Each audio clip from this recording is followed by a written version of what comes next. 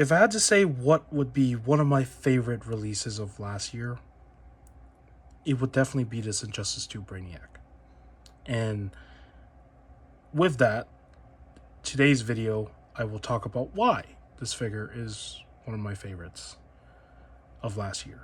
There are plenty other figures that I've released before last year and even this year that are also good figures, but for today's video, I want to just tackle this guy first. So, before we jump into aesthetics, let's talk about who Brainiac is. Brainiac is none other than a very popular villain in DC. He's a very well-known DC villain because Superman is his primary enemy. He does not like Superman. Him and Superman have a long history, right? But what does he do exactly? Well, if you've never heard of this character, he's a very simplistic character to understand. He's very easy to understand. There's nothing complicated about him. And this is where I will read the back so you can get a sense of who he is. So there's the source material they're using. Pretty cool. And then there's his real name. I'm not going to pronounce that because I don't think I can pronounce that first name. So, originally from the planet, most frequently named Kolu, Brainiac's artificial mind and body have morphed several times over the decades, but his unquenchable thirst for absolute knowledge, regardless of the billions of innocent lives which might be destroyed in the process, has made him one of the deadliest villains the universe has ever seen. For Brainiac, the knowledge he acquires is only valuable if he and he alone possesses it and no one else. In a simple understanding of this character, Brainiac loves to collect worlds.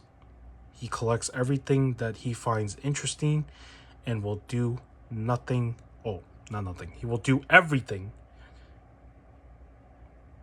even using force, to get what he wants. Who does that sound like? Well, there's another character that does exactly those elements, and his name is Darkseid. So, yeah, very simple, right? Nothing too complicated. There's nothing else you need to learn about this guy. You just know that's all he does.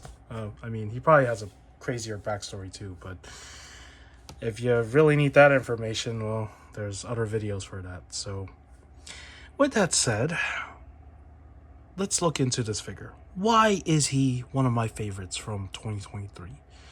Well, for starters, let's zoom in on that sculpting on his body, for example. Even though there are certain areas that are not painted or sculpted in the same way like the source material right here, and look, in this type of color. Nevertheless, when it comes to just putting their all into a figure, Mcfarlane excels again with this release.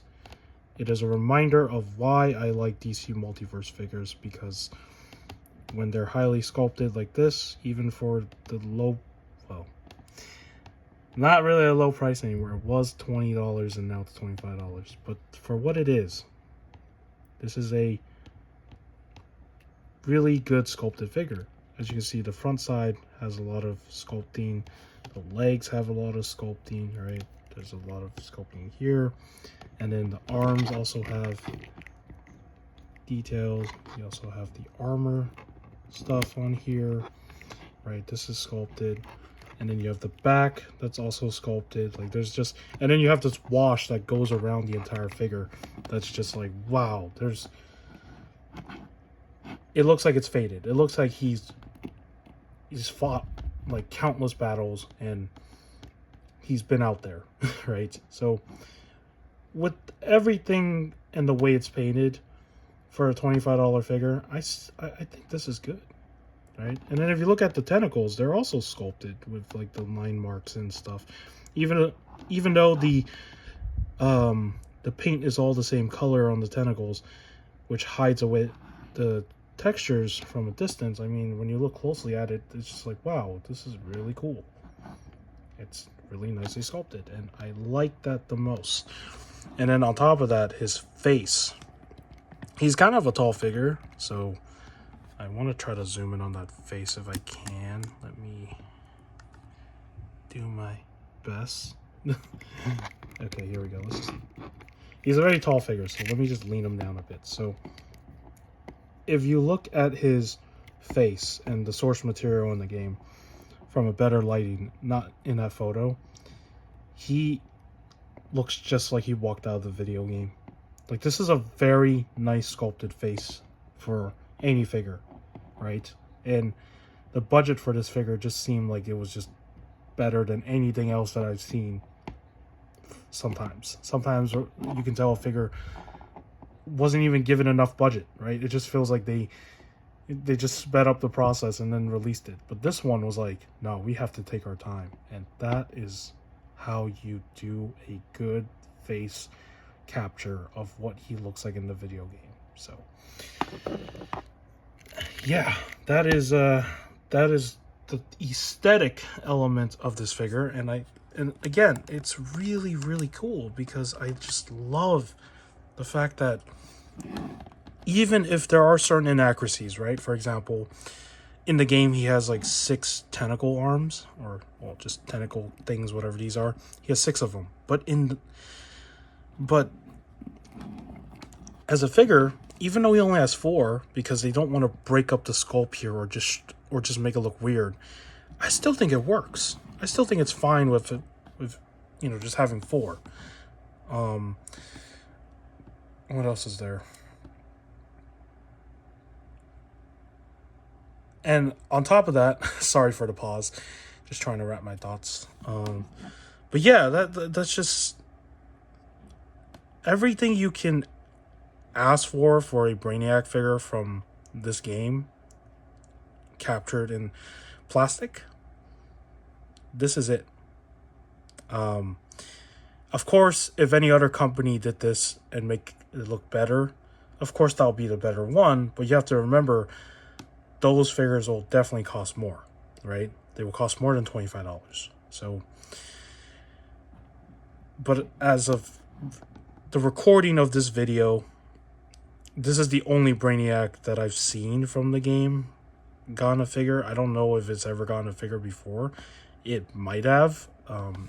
If you know, comment down below and tell me. So, yeah. As for articulation, let's get into the articulation, because this is the cool thing about this guy. And I want to start with a cool part.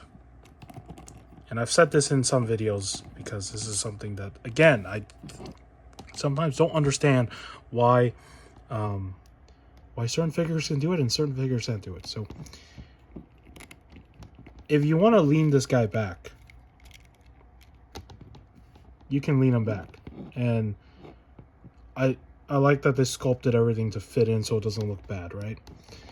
But if you want to lean him forward, look at that ab crunch. Why can't they just carve the same amount of room that this figure has with every other release? I don't understand why they just can't fix that little issue, right? Because sometimes when you want a figure to like lean forward because maybe you're taking a picture of them picking up something that we naturally can do as humans, they just can't, and then you have to carve out the room yourself. So that is something that's really nice that this figure was able to do, is also lean back and lean forward. And then on top of that, he has your standard double jointed articulation, right? And sometimes, I know a lot of people like pinless, but I think in this case, having pins is not a problem because it does work with the armor. And on this side, like, one of the pins is covered, as you can see. So I do like that. And then he does have your basic swivel up here. So there's articulation there. He does have the butterfly joint. And then in terms of his articulation with the waist, that is a very good articulated waist. I love that. And then in terms of his upper abdomen, it can also move. Really nice. In terms of his head, he can look up. Oh, and I also want to show this back detail on his head. Look at that detail on the head too, right? You would think that this piece would hinder his head from like looking up, but no. If you lean him forward, he can look up. He can also look down. He can also tilt his head side to side. He can also rotate his head. Like, I love the fact that this character could do so much, right, in the articulation areas. And then for his legs can't really spread out completely. It's kind of like that Batman, but I think it might be something inside. I could be completely wrong, but this is as far as it goes. It doesn't go any further, so there's that. But for his legs, they do kick out okay. Again, not the best.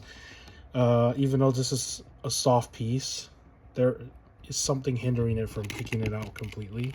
So that's another tiny little problem with the articulation. So it's not like the best in the legs. But can he double joint? Yes, he can double joint. Right, kind of. You have to just be a little bit careful. His joints do feel like ratchet joints. He does have articulation down here. They do rock back and forth, but mine is stuck. So it's like working and not working at the same time. So there's that. And then as I said, his tentacles, I don't think I've said this yet. Maybe I did. I'm already forgetting what I'm saying. I apologize. His tentacles don't have any wires, so they're not going to move. They stay pre-posed this way, and if you don't want them on him, you can just pop them off because they use a peg. So you see that? It just goes into the back where that hole is, and then you just put it in. So if you don't want these on the figure, you can always take them off. That is a very nice thing that they do, because it's just like in the game. He doesn't have the tentacles out all the time. And a lot of people like to meme on this figure by calling him Dr. Octopus. A fun meme, because he does remind me a little bit of Dr. Octopus with only 4 tentacles, right? So I do like that. Now, do I want to call him a cyborg? He sounds like a cyborg. I've always thought that Brainiac is a cyborg. I don't ever think of him as an alien, because, I mean, he's so infused with his technology, right? And speaking of cyborgs, I think in this line so far, when it comes to cyborg sculpted figures that are just like really cool looking, and they're also the villains of the story, this guy is one of my favorite ones. And of course, recent review that came out not that long ago, Cyborg Superman's also one of my other favorites. This particular version is also one of my favorites as of recent when it comes to these villain cyborg characters, because of just how nice the sculpt work is. And again, this is what I mean. When you put out something that looks like a brand new sculpt, it's going to be enough to get a lot of people to pay attention to it. All right.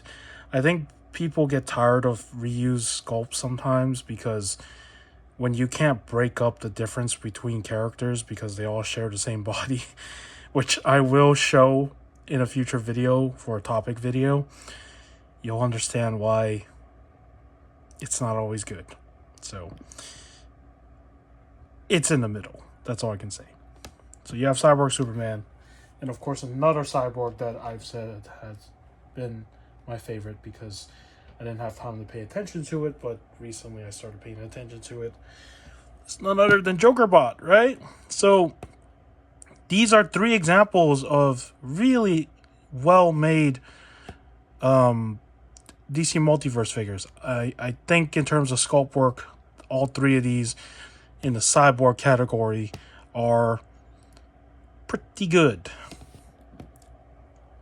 They could benefit from some paint, of course, but again, for what they are, I like it. So that is Brainiac from Injustice 2. I hope you enjoyed this review. And if you have been wanting a Brainiac figure for your shelf and you don't care where the source material is from, you're not picky, I say grab this guy. He's still available for a normal price, and he's worth it. Just hope he doesn't have quality control issues, because those things are unpredictable. But if you get a good copy like mine, you will have fun with this figure a lot. So if you like the way I do my reviews, give it a like. If you are willing to subscribe to my channel to help me grow, you can do that too, but you don't have to, because in the end of the day, as I always say, these videos are made for fun, for me, and for me to archive my hobbies. So, with that said, take care, and I will see you in the next review video, as usual.